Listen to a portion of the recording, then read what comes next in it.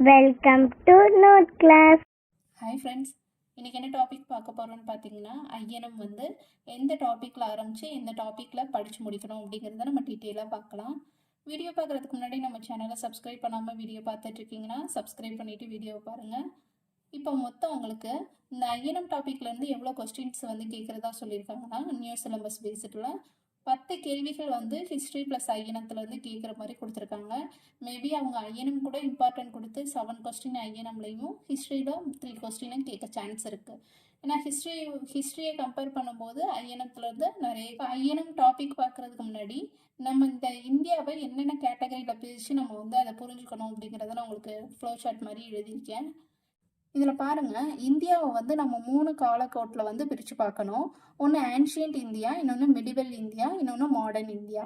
So ancient India அப்படின்னா அதோட காலம் எப்போன்னு பார்த்தீங்கன்னா 10,000க்கு முன்பு உள்ளதுலாம் ஆன்ஷியன்ட் இந்தியா அப்படின்வாங்க. மிடிவல் இந்தியா அப்படின்னு பார்த்தீங்கன்னா 8ஆம் நூற்றாண்டுலேருந்து 18ஆம் நூற்றாண்டு வரையும் உள்ளது எல்லாத்தையும் மிடிவல் இந்தியா அப்படின்வாங்க. மாடர்ன் இந்தியா அப்படின்னா 19ஆம் நூற்றாண்டுலேருந்து இப்போ கரண்ட்டில் இருக்க இயர் வரையும் மாடர்ன் இந்தியா அப்படிங்கிற மாதிரி சொல்லுவாங்க. ஓகேவா? இதில் நம்ம ஐயனம் எதுலேருந்து கவர் ஆகும்னு பார்த்தீங்கன்னா, மிடிவல் இந்தியாவுக்கும் மாடர்ன் இந்தியாவுக்கும் நடுவில் 1885 மாடர்ன் இந்தியாவில் 1947 வரை நீங்கள் இப்போ கவர் பண்ணுறது ஐயனம் அப்படிங்கிற மாதிரி சொல்லுவாங்க. இதில் நம்ம 1885க்கு முன்னாடி என்ன நடந்துச்சு அப்படிங்கிறத நம்ம ஒரு சில இதை பார்த்துட்டு அதுக்கு இந்த இயரில் இருக்கிறத மட்டும் இம்பார்ட்டன்ஸ் கொடுத்து படிச்சிங்கன்னா போதுமானது. ஃபஸ்ட்டு பார்த்தீங்கன்னா உங்களுக்கு சிலபஸில் தேசிய மறுமலர்ச்சின்னு தான் கொடுத்துருப்பாங்க.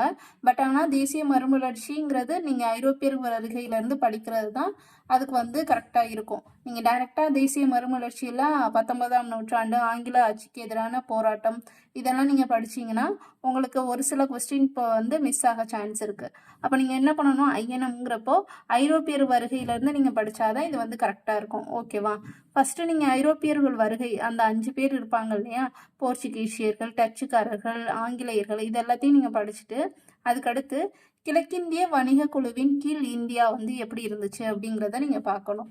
அதுக்கடுத்து என்ன பண்ணணும்னா, இந்த காலகட்டத்தில் தான் உங்களுக்கு இதுக்கப்புறம் தான் பிளாசிக் போர் 1757 நடந்திருக்கும். அடுத்து பக்சார் போர் பார்த்தீங்கன்னா உங்களுக்கு 1764 வந்து நடந்திருக்கும். ஸோ இந்த 2 போரும் ரொம்ப ரொம்ப முக்கியம். இது வந்து இதுக்கு அடுத்து படிச்சுக்கோங்க.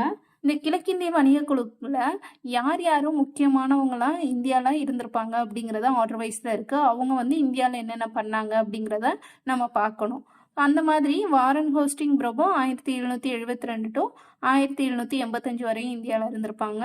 அடுத்து காரன் வாலிஸ் பிரபு, நெக்ஸ்ட் வெல்லஸ்லி பிரபு, அடுத்து ஹோஸ்டிங் பிரபு, நெக்ஸ்ட் வில்லியம் பெண்டிங் பிரபு, அடுத்து பார்த்தீங்கன்னா டல்ஹௌசி பிரபு. ஸோ இவங்கெல்லாம் ஆர்டர் வைஸ் நீங்கள் பார்த்துக்கோங்க. இந்த டைமில் தான் உங்களுக்கு 1857 பெருங்கழகம் நடக்கும் இல்லையா. ஸோ வந்து டல்ஹௌசி பிரபுக்கு அப்புறம் தான் இந்த பெருங்கழகம் ஏற்படுது. அதுக்கடுத்து நீங்கள் என்ன டாபிக் பார்க்கணுன்னா, இந்த கிழக்கிந்திய வணிக குழு வந்து வருவாய் மற்றும் பொருளாதார கொள்கை வந்து எப்படி இருந்துச்சு அப்படிங்கிறதும், நெக்ஸ்ட் கல்வி மற்றும் சமுதாய சீர்திருத்தங்கள் என்னென்ன கொண்டு வந்தாங்க அப்படிங்கிறத பார்க்கணும். அடுத்து பார்த்தீங்கன்னா பாளையக்காரர் கிளர்ச்சி, உங்களுக்கு இந்த வேலு நாச்சியார், மருது சகோதரர்கள், கட்டபொம்மன், தீரன் சின்னமலை இவங்க எல்லாருமே இதில் வந்து நம்ம படிக்கணும். அடுத்து பார்த்தீங்கன்னா வேலூர் கழகம் 1806 நடைபெற்றிருக்கும். இது இம்பார்ட்டன்ட் கொடுத்து படிச்சுக்கோங்க. அடுத்து 1857 பெருங்கழகம் ஏற்பட்டிருக்கும். ஸோ இதுவரையும் இந்த பெருங்கழகம் வரையும் நேரடி ஆட்சி வந்து யாருன்னா நம்மளோட கம்பெனி, கிழக்கிந்திய கம்பெனி தான் இந்தியாவை ரூல் பண்ணிக்கிட்டு இருந்துச்சு. இந்த பெருங்கழகத்துக்கு அப்புறம் என்ன ஆச்சுன்னா டைரக்டாக வந்து இங்கிலாந்து ஆட்சி நம்ம இதில் நடைபெற ஆரம்பிச்சிச்சு. அதாவது விக்டோரியா மகாராணி அவங்களோட ஆட்சி வந்து டைரக்டாக இந்தியா மேலே ரூல் பண்ண ஆரம்பித்தாங்க.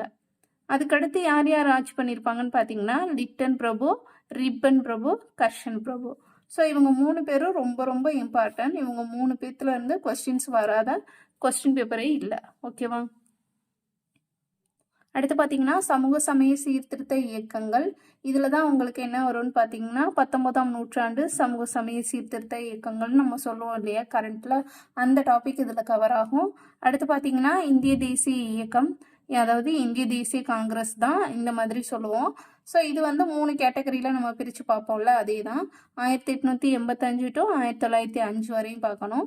அடுத்து 1905 டு 1916, அதாவது இந்த லக்னோ மாநாடு இருக்கும்ல, அது வரையும் நீங்கள் வந்து செகண்ட் பார்ட்டாக பிரித்து பார்த்துக்கோங்க. அதுக்கடுத்து வரதான் 1917 டு 1947 வரையும் ஒரு பார்ட்டாக பிரித்து பார்க்கணும். இதெல்லாம் படித்து முடிச்சதுக்கப்புறம் நீங்கள் என்ன பண்ணணும்னா, தமிழ்நாட்டின் பங்கு, தமிழ்நாட்டிலேருந்து யார் யார் இனத்தில் கழகத்துக்கு போராடினாங்க, அந்த மாதிரி எல்லாத்தையும் நம்ம அடுத்த டாப்பிக்கில் பார்க்கணும்.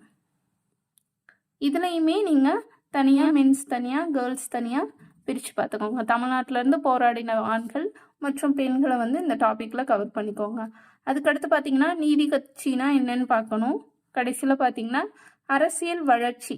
ஸோ 1858லேருந்து 1947 வரையும் அரசியல் கட்சிகள் என்னென்ன இருந்துச்சு அப்படிங்கிற மாதிரியும் நீங்கள் பார்க்கணும். அதுக்கடுத்து பார்த்தீங்கன்னா விடுதலைக்கு பின் இந்தியா. ஸோ இதோட வந்து உங்களுக்கு மொத்தம் 25 டாப்பிக்கில் நீங்கள் ஐயனத்தை பிரித்து படிக்கணும். நான் சொன்ன டாபிக் வைஸு நீங்கள் ஒரு டாபிக் போட்டு நீங்கள் நோட்ஸ் எடுத்து வச்சு படிங்க. ரொம்ப ரொம்ப உங்களுக்கு ஈஸியாக இருக்கும். இதில் இந்த இந்திய தேசிய இயக்கம் இருக்கு இல்லையா, அதாவது ஐஎன்சி, இந்திய தேசிய காங்கிரஸ்ன்னு சொல்லுவோம்ல, இந்த 3 கேட்டகரியில் உங்களுக்கு மொத்த தலைவர்களுமே வந்துடுவாங்க. For example Ambedkar, Bhagat Singh.